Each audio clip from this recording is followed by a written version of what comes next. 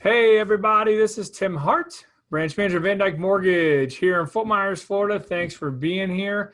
We got a new series going. It's about the history of Southwest Florida.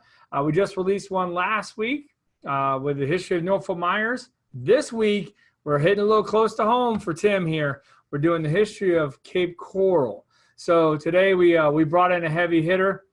We got Wendy Schroder from Cape Coral Historical Museum. Wendy, how you doing? I'm doing great, Tim. How are you doing? Doing good. Thank you. Doing good. I'm glad we're here. We got all the audio stuff fixed and video. We're ready to rock and roll now, right? Yeah, that's history. Hey-oh, nailed it. So you guys, Wendy is the president of Cape Coral Historical Museum.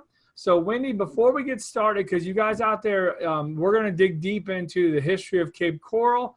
It should be pretty cool. Wendy's got a lot of knowledge, so it'll be neat to hear from her on this. But Wendy, first, with the Cape Coral Historical Museum, some people may not even know that museum exists. So tell us about the museum, where it's at, and what you guys do, okay?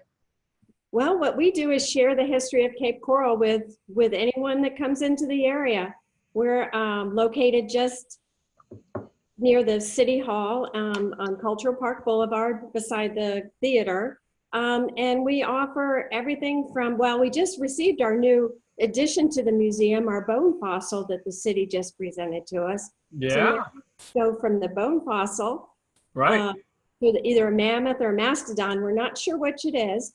And then we go to the Native Americans and then to the homesteaders, which is dear to your heart, the reason you're here. So we go, which we can talk about a little bit later. Yeah. And then we go to the Rosen Brothers, how they developed Cape Coral, and then to the incorporation of the city. And we would love to share it with anyone that has an interest in history, and maybe those that might not think they have an interest. Yeah, it's a pretty neat place. I need to get back in there. It's been a while. And Wendy mentioned it, just for all you guys out there listening, and maybe you don't know, my family's history, but I was born and raised in North Cape Coral. My mom was, and my granddaddy and his parents settled in North Cape Coral.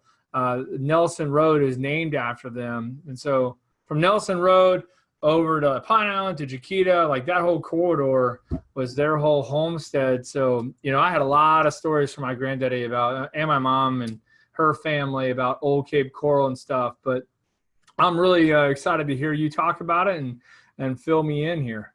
Well, we're very fortunate that your family has been very good to us and have donated quite a few items that we can now share with generations of people that come to Cape Coral. So that was a gift from your family to the museum.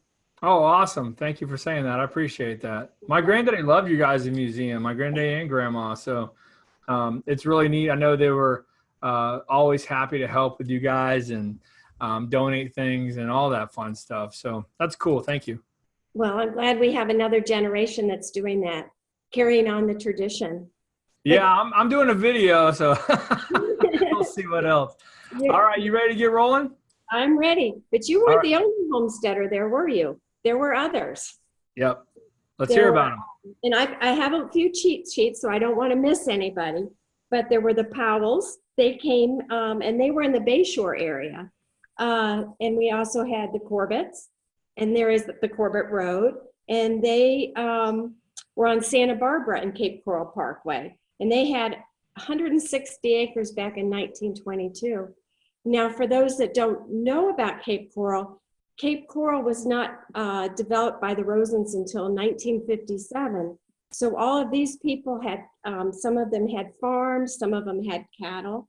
And then your family, though, came in 1914 from my notes say from Kentucky to Florida. So I can't imagine what your family must have been like. They were such special people to come and to be without other people and to develop land. The Moulters also came. And Pat Emerson is very good to the museum too, and she gives quite a few talks about it. And she's even doing a boat we're having a boat tour, and she's going to give the history about how the cattle came over, or how the homesteaders came over from North Fort Myers to Cape Coral area. So without the homesteaders, I don't think a lot of people would have been drawn to this area too, because they were the first to develop. Yeah, it was from, my experience and memory, and man, looking back, I wish, technology was the way it was, and I could have interviewed my granddaddy for I could interview that guy for days. He had so much knowledge, but I remember him, the old take a canoe to up here to get to over here and walk 4 or 5 miles, and they were 6 and 7, 8 years old doing that stuff. Mm-hmm. And talking about panthers and swinging from trees like Tarzan, and all the flies or the mosquitoes, what they had to do to get rid of mosquitoes and all types of stuff. And but the one thing that sticks out with me and my brother, I know we always bring it up when we see each other, but it's the story about Wild Bill Belvin. Yes. So my granddaddy talked about him, he was like a legend to us, almost Wild Bill Belvin, almost like the Paul Bunyan almost of Cape Coral to us. Do you know about him? I know very little about him, and you're not recently we've had other people ask about him. So maybe we might have to get together and maybe look through the records a little bit more and find out about him, and maybe from your brother, and you can help us with our files on that.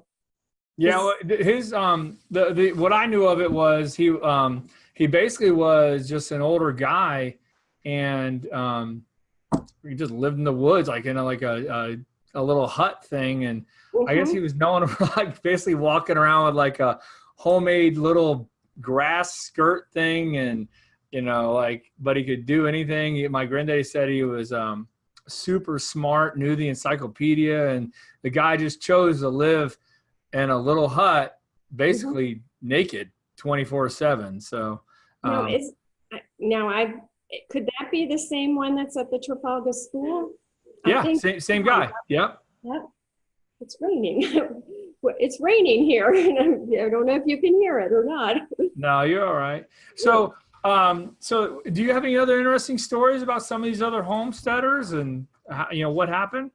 Not too much about them. We do have quite a bit of history with them when you go through the tour.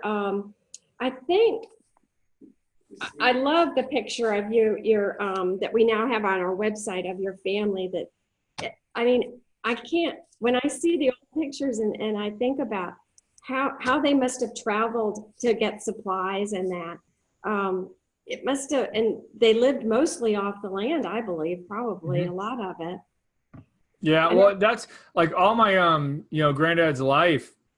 I mean, I should maybe I'll find some pictures and flow them in here, but pictures of him gardening, just always had gardens going, 2 or 3 of them at a time, citrus trees, in his, he had a homestead. I mean, mm-hmm. the guy could do, and also could fix anything, could do anything under the sun. And, that's something that as generation, time, technology, everything goes by, those skills get kind of lost, and so they were a dying breed. That's for sure. Well, I think also what happens too is that next generations do not know about it. So my mm-hmm. wish is that we make a children's book of the homesteaders, of a family, so that we will have that at the museum and be able to share with children today, so they will know the struggles, not having a cell phone or a computer, but to learn how the children lived at that time. I think it would be a great experience since it is our area. Yeah, that's a cool idea. So do you want to roll on that into what's that? I said your family might be in a children's book. You never know. Hey, yeah, you never know. I like crayons, so I'll be all right. I'll make that out. What about the Rosens? You want to get into that next? Well, I had the great honor last year to meet Leonard Rosen's granddaughter, Julius Rosen Swift, and she came to the 60th anniversary of the groundbreaking of Cape Coral. So I was able to talk to her a little bit about Leonard and Jack, who she is named after, Julius, but they changed it to Julia. And I can't imagine just flying over a piece of property in 1957 and deciding to build there and to come up with this plan. I don't think in today's world that you could have ever done this with the canals and the EPA and all the regulations. But they were geniuses to me. They marketed it so wonderfully. I know what's fortunate is that with this city, you can meet people that actually worked for the Rosen Brothers. And we have them come into the museum and say, oh, I flew the plane. I was a salesperson. But one of my dear friends, Mary Lou Kettridge Griffith, she's 90, well, she'll shoot me. She's in her 90s now. But she tells me stories of the Rosen Brothers and working with them and having the flights come in. She was in charge of the flights so that they could sell the rose gardens. And actually, she talked to my husband today, and I said I was doing this, and she says, tell them about the mail boat. They didn't have mail. The mail had to come across from Fort Myers. It not only brought the mail, but it brought the doctor over. So there were no bridges. So that's something that today we are spoiled with, having so many bridges. Right. So the mail boat. Mm-hmm. So do you know where they got the idea to, what they get the idea for the canals? Like, where'd that vision come from? Do you know? That's a good question. I'm not really sure where it came from. I know that they had gone to different locations in Florida. I believe that they were looking for a winter home, and they just happened to see this property, and it was probably to them a good deal. So they decided to do this. Mm-hmm. Gotcha. And the one thing I don't think we mentioned yet, or not, some people may not know the size of the city of Cape Coral, like how big, this city is compared to other cities in Florida. It's the third largest, right? There is still some debate because it just turned, I believe, 120 square miles. And so we are still doing a little bit of statistics on that, because I always thought it was the second. And then I found out maybe it was the fifth, and now the third. So I think that we need to go to the state and find out for sure. Yeah, let's just call it the biggest city and be done with it. Let's just go with the biggest city and be done with it. No one will check. Yes, that's right. Let's just add on, because we keep adding on. People want to be with us. I think your family's property is now in Cape Coral. It has been for they definitely keep expanding. Mm-hmm. So then, are there any other Rosens that are like here, any of their kin that are still in town? No, I don't believe they ever even lived here. Julia said she's only been back. She was back one time, and her grandfather took her for a tour of everything. So none of them really stayed here, and they passed away. Trying to remember the year that Jack passed away, but it was a number of years ago. He was only in his early 50s. And they had some difficulties, but for the most part, their dream of having a waterfront community has I believe it surpassed their dream what has happened. I don't know if many of your viewers are familiar with the Cape Coral Rose Gardens that was at Tarpon Point. That drew in a huge crowd. They had porpoise shows, they had rose gardens. It was just magnificent. My brother-in-law, I should say my husband's family, they were the 12th family to move to Cape Coral. Your husband's family was? Uh-huh. So I hear lots of stories when they were kids too. So my love of history and his being here is kind of a nice combo. But my brother-in-law, he used to do work at the porpoise show. And they just brought in so much to the area. It's a shame that the economy, the way it was at the point that they had to close the rose gardens, and then they had trouble with digging too many canals. But for the most part, they were good. They were really good business people. Yeah, so like let's go a little deeper on that rose garden thing because I don't think a lot of people may not know like that you know we're talking about the area of if you're familiar with Cape Coral like Tarpon Point Marina, you know that whole area which is developed. I mean Tarpon Point Marina is freaking just amazing. Shout out to them and my buddy Captain John Conway who captains out of there. But awesome place. But why don't you talk a little bit more about Rose Gardens? What was it? I mean, you know, what was the Rose Gardens?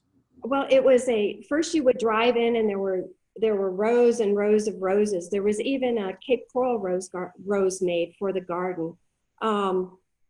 It was, and they even gave it to, was it Lady Bird Johnson? I think they even went to Washington and planted some roses there because my theory is they had to grow enough roses to create a rose name.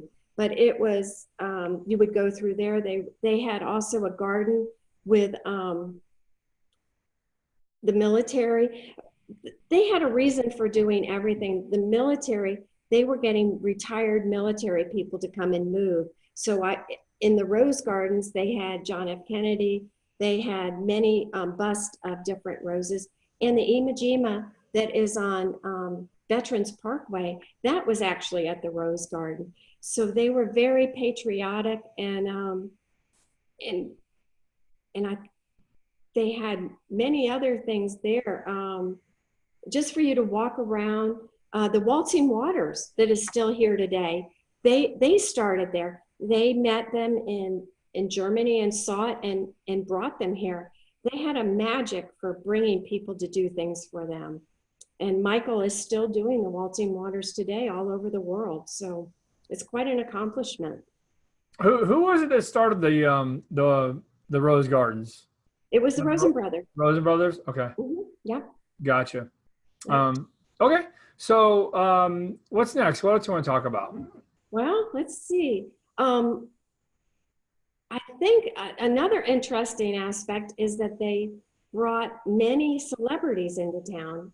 James Mansfield and did her last movie here, unfortunately, before she was killed in an automobile accident, but The Fat Spy.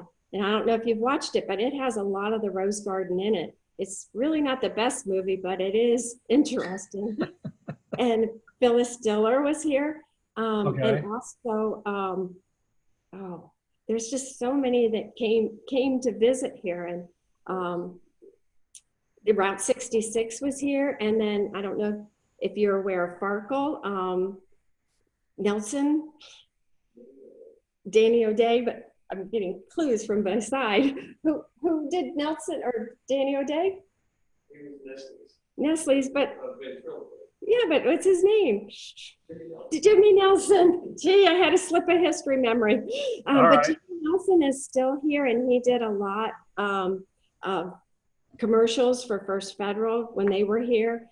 And people have stayed here once they did things for the Rosens. But then I think it's unique area, and I hope, I know so many people feel that it was not maybe laid out as well as it could have been, but you have to remember that it was in the 1950s when they came up with this plan, and look at how much we know now. But so they were very, very conscious of having shopping centers, and they gave, I believe it was $1,000 in the property to churches. They wanted it to be a community, and I think we are a community. But then we go to the city of Cape Coral. When it was incorporated, a small group of people decided that we should incorporate in 1970. So the city will have their 50th anniversary in 2020. I think that's a pretty good vision for the future. Yeah, no, 50 years. Yeah, for sure. And there was a council, Mayor Flickinger was the first mayor, and unanimously he was voted by the other council people to be the first mayor. And I read something, where was it?